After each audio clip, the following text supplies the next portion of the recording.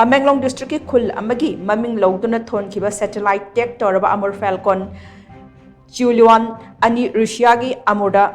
Yorakre Pawasina Hai Amur Falcon aduna Manipur dagi nimit kunni da kilometer listing taruk paiduna Russia gi Amur yobangam khibani Manipur amasung Nagaland dagi satellite tech tokiba Amur Falcon amana Russia yawna pai khiba asi handaki asina ahan bani Russia gi Amur hairiba maming adu lawraga usek asigi maming su thon khibani Wildlife Institute of India WII gi scientist R Suresh Kumar na hai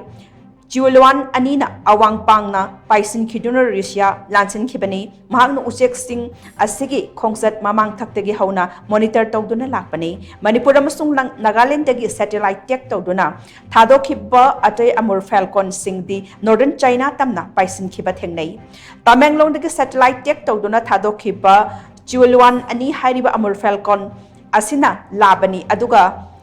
Guangram hairiba Amur Falcon aduna amomni Guangram gi transmitter adu hawkiba February amada mahakna Kenya da leidingeda yakhidabani haina sumakna makhatana fogdoki